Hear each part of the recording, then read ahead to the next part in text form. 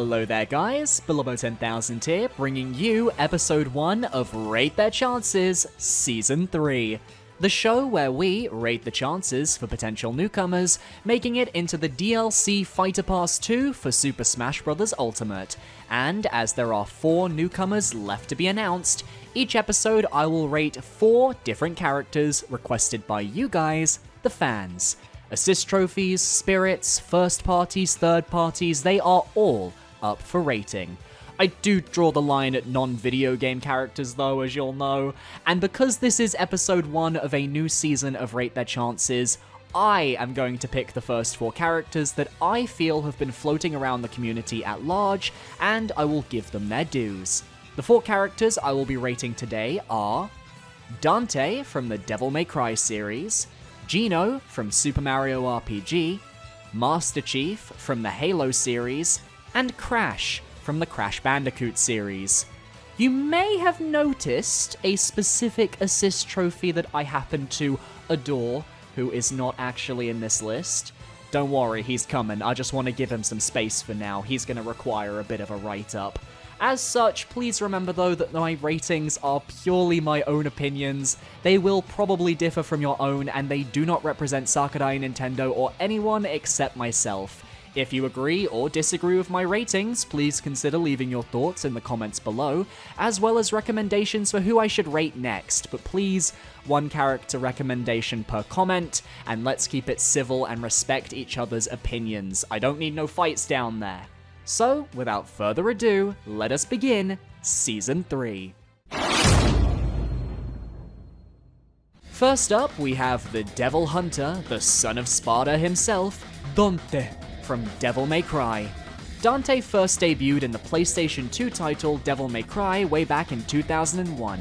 He's since gone on to star in every subsequent Devil May Cry game, being featured most recently in Devil May Cry 5, though people most remember him for his appearance as teenage Dante in Devil May Cry 3, where he battles his brother Virgil, even if he unknowingly battles Virgil in most of the games. Like Bayonetta, Dante comes from the hack and slash genre. Some would consider him the originator of that style of character even. His stylish gunplay mixed with his vast array of devil arms, taken from his many demonic foes, as well as his devil trigger form, leaves him with a wide variety and array of potential movesets. From his signature Sword of Sparta and Rebellion Sword, to his melee weapons such as the Ifrit Gauntlets, his signature guns Ebony and Ivory, and even Dr. Faust, a literal hat, he's not left hurting for a potential moveset in Smash. In that regard, he is completely fine, and could follow in Bayonetta's footsteps with a very similar style to her own. Perhaps there could be an included style meter, like in the games he comes from, where the better your combos are, the more you'll be rewarded with different ranks that could potentially buff your damage against your opponents. And if that's too hard to program, maybe include Dante's various unique combat styles and change up his moveset instead. Source Gaming has a fantastic article on Dante's potential moveset, which I'm going to link in the description for you guys to read up on. It is great, go look at it. Of course, he'd also come with a vast array of potential spirits for the DLC Spirit Board. Virgil is the obvious one, but you also have Nero, V, Trish, Nico, Lady, Urizen, Lucia, Arkham, and of course the iconic demons of the series themselves. We could see some pretty amazing spirit battles using the characters from this franchise, and it would make for quite the spectacle. In terms of OST, there's a vast library of music to work with, from classics from the original games all the way up to the main fight themes of the most recent titles. Though I imagine you'd need to remove the lyrics and potentially remix them. Though if we could just get the instrumental version of Devil Trigger, I would not complain. Now, looking at Dante's chance, his parent company is Capcom, a company that has long supported Smash Bros. Ever since Mega Man got in for Smash 4. In Ultimate, they are a third party that, at launch, had the most content within the game. Mega Man, Street Fighter, the Rathalos from Monster Hunter, various assist trophies, and now even a Resident Evil Spirit event. They're looking pretty hot, and back in the day, I really thought they'd get a character in the first Fighter's Pass. So, do we think they have a chance to get a fighter in the second pass? Honestly? Yes. The simple fact that Resident Evil spirits made their way to Smash shows that Sakurai and Nintendo are, at the very least, still in contact with Capcom. And with many iconic characters in their library that could come to Smash, I will be shocked if we don't get another Capcom rep before Smash Ultimate is complete. Though take that with a grain of salt, because I said that in Season 2, and here we are. With 4 spots left, it comes down to which representative is most likely, and I think it comes down to maybe 2 or 3 franchises. Devil May Cry and Ace Attorney, with Monster Hunter as a potential third pick. Could another Capcom franchise like Okami make it in? Very likely, but DMC and Ace Attorney are the 2 I see most requested, so I think we're going to stick with them for now since Resident Evil is out due to the Spirit Board event. We'll shelve Ace Attorney for another episode as well as Monster Hunter, but in terms of Devil May Cry being exceptionally popular right now thanks to the 5th installment in the series, as well as the first 3 games being on the Nintendo Switch, it seems there isn't much holding Dante back. He hasn't had a Mii costume, he hasn't had a Spirit event collaboration from Capcom, so right now he's in quite a good position. For the first time in over a year, I'm about to deliver my chance and want scores for this series. Dante gets a chance score of 90%. I'm starting off big. I think Dante is one of the most likely third-party additions to the roster, and he would be a perfect fit for Smash. I wouldn't be shocked if he makes it in. As for a want score, Dante gets a 95%. Having recently played through Devil May Cry 1 on the Switch over on Twitch, playthrough uploaded on YouTube, top right corner, go watch it, and having watched my boyfriend play through Devil May Cry 5 on the PS4, yeah, I'm pretty hyped. I'd love to see Dante in game, and I know a lot of you guys would like to see him too. Next up on the list, we have a Rate Their Chances veteran who's been around the forest mushrooms more times than we can count. How many times have I rated Geno now? Well, I gave him a 70% in Season 1, re-rated him in the same season, then I gave him a 20% for the first Fighter's Pass in Season 2, I used him in the Berate Their Chances April Fool's episode, and now here we are.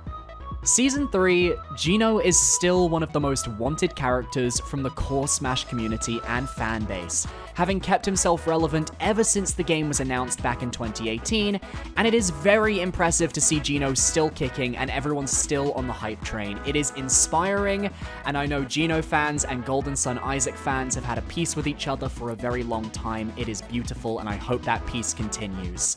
So, for those of you who want a refresher on the history of Geno's character, here it is.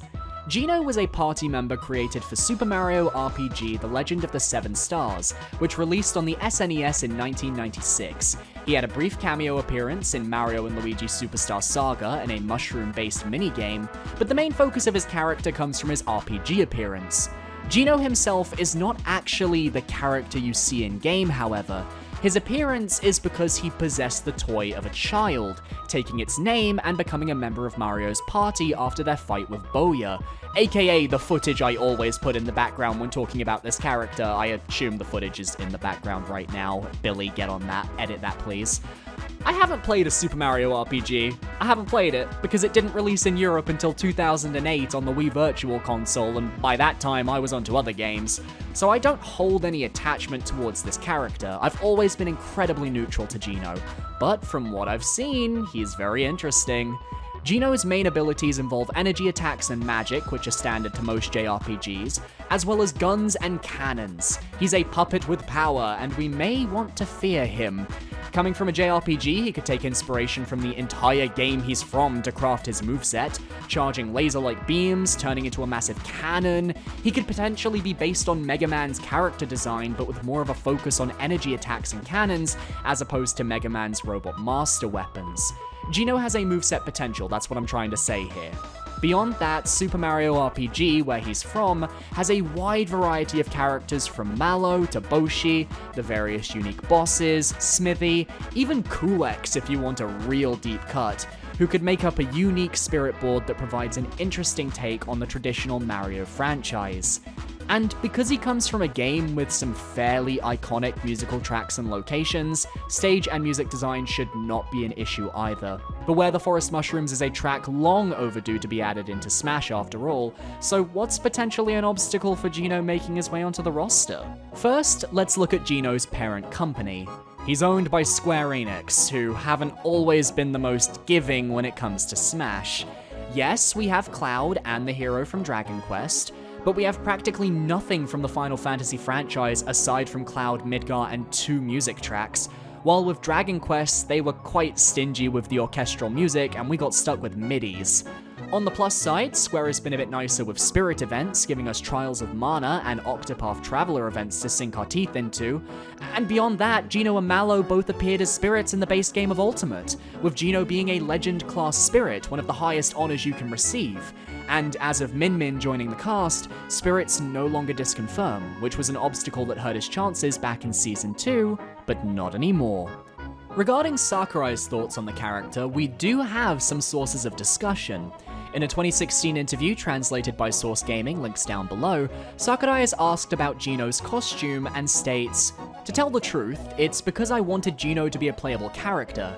He has a gun for a hand and I think he fits in really well with Smash. During Brawl, I thought it would be great if I could add him, but in the end it didn't become a reality. He's very popular. When talking about older characters, Geno always gets a lot of requests. He didn't appear as a fighter, but I was able to achieve something kind of close to that as a Mii costume."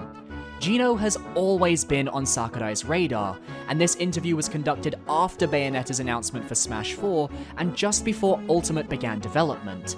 In that sense, while Geno may not have made the base roster, if we look at the current Square Enix offerings, the 2 big franchises that Sakurai seems to favor, being Final Fantasy and Dragon Quest, are out of the way. Microsoft received 2 DLC fighters, why can't Square? However, in Steve's presentation, another Smash 4 Mii costume was brought back in the form of Gil. There's only a few costumes left unaccounted for from that era, and Geno's is one of them. In my opinion, there are 2 options, but I do believe Geno will be a part of Smash in some capacity by the end of the DLC period. He will either 1, be added as a playable fighter, or 2, be added as a premium Mii costume. They'll update the Smash 4 costume and pair it with a Beware the Forest Mushrooms music track, and then release it. I will be shocked if one of these 2 options doesn't happen. So, after this very long segment, let's give my final thoughts. For a chance score, Geno gets a 70% chance of being a playable, unique fighter. Thinking about it, Geno is weirdly perfect for the premium Mii costume model to a casual audience, as he has a pre-existing costume that can be updated, and he has a very specific music track often associated with him as well. It's obviously not the ideal scenario, but it feels weirdly likely, which is why I've given his chance score just 70% and not something higher. For a want score, Geno, as always, gets a 90% from me. I will always support the Geno fans, similar to how they have always helped support the Isaac fans. And as a fan of Papa Geno's, I'd love to see him get the character he's been repping for all of this time. Third on our list today, we've got the Spartan soldier himself, Master Chief, the crown face of Xbox, Microsoft's golden child. After seeing both Banjo and Steve added to the game, I personally wanted to take a look at Master Chief, seeing as he's the final major Microsoft character who hasn't made the jump to Smash. Had this year not been hit by a deadly pandemic, we probably would have seen the reveal of Steve at E3 2020, with Banjo being an E3 2019 reveal, and Steve probably being an E3 2020 reveal. I had a thought, and I did tweet this the other day. What if Microsoft were to go the full distance and get Master Chief in an E3 2021 reveal? The Smash community does love its patterns after all. But I'm getting ahead of myself. Firstly, what's the history of Master Chief as a character? Well, he's the main character of the Halo franchise, a revolutionary first-person shooter series that ushered in the online age for everyone. Just like Dante, Chief first appeared way back in 2001 in the first Halo game on the original Xbox. He's since appeared throughout his franchise and has become a gaming icon and the face of his entire console brand. There's no denying that Chief coming to Smash would be a massive move on the part of both Nintendo and Microsoft. Coming from a first-person shooter series, Master Chief would focus on gunplay, featuring various different guns from his series, such as his trusty assault rifle, rocket launchers, the Spartan laser, and the various weaponries that can be taken from enemies throughout the different games. I won't pretend to be a massive wealth of knowledge on Master Chief's potential moveset, but it definitely exists and could definitely be made. Think maybe something like Samus. With such a wide berth of games to choose from, Chief would have zero issues getting spirits for the Spirit Board as well. You can include the various enemies from the Covenant or the Flood that he has to defeat. Cortana is probably the biggest obvious pick. Potentially spirits from the new Halo Infinite could make their way in as well. In terms of a stage, you'd have to go with the Halo Array, right? There's nothing more iconic to a casual audience than that classic Halo Ring planet, especially since it's heavily featured in Halo Infinite now, so it's on everybody's minds. Fighting on a stage while seeing the ring slope upwards in the background would be absolutely insane. And of course, Halo has a banging soundtrack to pull from. I'd personally love its main theme with that shredding guitar build myself, but anything could work. So let's talk about Chief's actual chance. He comes from Microsoft, a company that had no presence in Smash until the DLC period of Ultimate, where they kind of came in hot with Banjo and Kazooie, and most recently, motherfucking Minecraft. One IP was requested for decades, the other is the biggest single-selling game of all time, and technically they now also own the Vault Boy Mii costume, as Bethesda belongs to Microsoft now. Microsoft went from having nothing to having a massive stake in Minecraft, and the only way they can top what they have added so far is by adding Master Chief to the game. However, Halo as a franchise would require a lot more negotiation to make happen, and Halo has the rare distinction of never having had a game on a Nintendo console to my knowledge. Even Joker and Cloud have had appearances on Nintendo consoles, even if Cloud was in a Final Fantasy rhythm game and Joker was on Persona Scramble, which hasn't even released in the West yet. So that could be seen as a very valid issue for the Chief. On top of that, do we really think Nintendo will go to Microsoft for 2 characters in one fighter pass? This can only be answered via my personal gut feeling on the matter, as there's no factual evidence to lean in either direction, but for the sake of keeping things interesting and open, I would say Nintendo wouldn't want to double dip in the same fighters pass. Perhaps if a miracle happens and we get a Fighter Pass 3, it could happen, but my gut is telling me otherwise, and my gut didn't steer me wrong for the base roster. And hey, I never once mentioned anything about Western rep limitations. God, that fan roll was so 2018. This is definitely a shorter segment than Geno or Dante, but there really isn't much to go off of with Chief beyond what I've spoken about, so with all of this in mind, I'm going to give Master Chief a chance score of 20%. However, if we get past E3 2021 and Chief isn't announced there, he will drop to a 0% instantly. This 20% only exists as a way for me to entertain my E3 reveal pattern I mentioned at the start of the segment. Chief wouldn't be revealed any other time, he's too big of a character. As for a want score, I can't say I'm particularly interested in Master Chief as a character, so I'd probably give him maybe a 30%. I wouldn't hate his inclusion at all, but I'm more interested in other characters, and with such a limited amount of space left, my want scores are going to be very focused on specific individuals this time around. God, I can already hear Samurai Kibiji going, Billy, what the hell? Moving on. So the final character I'm going to be rating today is Crash Bandicoot from the series of the same name currently owned by Activision Blizzard, who used to be owned by Naughty Dog of Uncharted Last of Us fame. Considered one of the original mascots for the PlayStation and one of Sony's most iconic characters to date, Crash is an interesting character with a lot of fan support. Everyone expected him to get revealed in Steve's slot because his game was literally the day after the Direct, but it didn't happen. I rated him back in Season 1, and I didn't think he was going to get in, and I was right. And then I rated him back in Season 2, during the same episode I gave Sans a 0% chance score, which technically I was right about Sans. I was listing unique fighters and he's a costume, but I digress.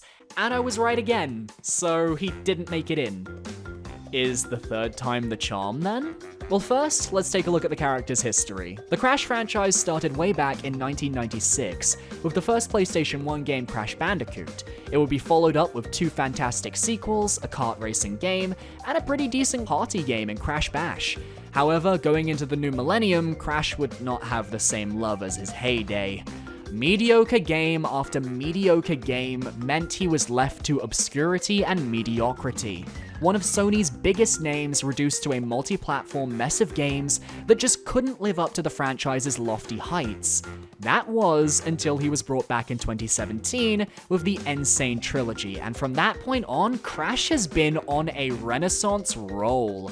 A remake of Crash Team Racing, and this month he had a new official 4th game in the canon made? That's insane! This character is exceptionally relevant in today's climate, which is hilarious given how much of a contender Sony made him against Nintendo back in the 90s. The famous Crash advertisement outside of Nintendo really comes to mind there. So naturally, his fanbase popped up at the right time to really capitalize on a potential DLC slot in Smash. It helps that Crash has such a wide variety of games to pull from, that a moveset is not an issue. He could use the various crates from his games to damage opponents, he could use deadly potions like the ones used by Professor Embryo and the scientists in Crash 1, he could use the Wumpa Bazooka from Warped or his classic spin attack as a great damage dealer, and he can use the various masks from the series which have been implemented too, including the ones from the new game. Aku 100% needs to feature in this moveset in some way, shape, or form though. In terms of a stage, Sanity Beach feels like the one true option for Crash. When people think of this franchise, they think of that tropical beach from Crash 1 without a doubt. Nothing else comes close. And in terms of music, the Crash games have so much to draw from, and have a unique style that would blend well in terms of remixes and instrumentation to give us something very new in Smash. Spirit board-wise, Crash is filled with colorful personalities. Coco, Dr. Cortex, N-Jin, Dingodile, Tiny Tiger, Ripperoo, the list goes on. You could even have Wumpa crates as a joke spirit for a laugh. In other words, Crash could bring a lot to Smash, but is he likely? Well, being owned by Activision Blizzard means he's competing with any other characters from those companies. On Activision's side, you've got Spyro, Guitar Hero, and Call of Duty, while on Blizzard's side, you've got World of Warcraft, Diablo, and Overwatch. Now, of those franchises, the only ones I could see even potentially getting a slot are Crash, Spyro, and Overwatch. The others don't really have specific characters that could be easily selected, whereas Crash only has Crash, Spyro only has Spyro, and Overwatch is just dominated by Tracer. But we're here to talk about Crash, not the other two. So the issue here is that Activision and Blizzard have had zero interaction with Super Smash Bros. Ultimate. There is no content from that company in-game, and they're an American-based company as well, which means it's harder for Sakurai and team to reach out, as Japanese developers are kind of known to stick with other Japanese developers, for example. That doesn't mean it's impossible, not by any means, and with 2 Microsoft reps, we could see more Western representation in Smash this time around. In regards to Crash, my concern is more that of the various Western companies out there, why would Nintendo go to Activision when they could go to a company like Ubisoft or Bethesda, who have characters represented in Smash already via Mii costumes and spirits?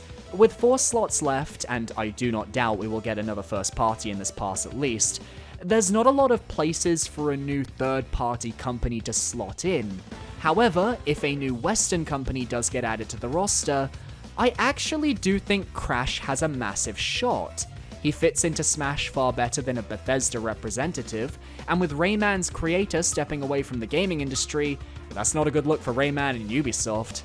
This could be Crash's shot. But in my opinion, and this is going to be reflected in my chance score, I think he is at a perfect 50-50. It could go either way, and as such, I'm giving him a chance score of 50%. If Crash happens, I won't be shocked in the slightest. His iconic status as a character really gives him more leeway than most Western reps. However, it's all dependent on whether Activision is contacted. However, if his new game does end up coming to Switch, he could be a great promotional pick as well, so who knows? Will it happen? I don't know, but I'll give Crash a want score of 75%. I love the little guy, and while I admittedly would rather have Spyro the Dragon and certain other characters more, I can't deny he'd be a fun addition and a deserving character who many fans would be ecstatic to see. Whew, and so that is that. I'm recording this at 4 AM, and these are the first 4 characters that have officially been rated for Rate Their Chances Season 3. Here is the current leaderboard, which will be updated at the end of each episode of Rate Their Chances.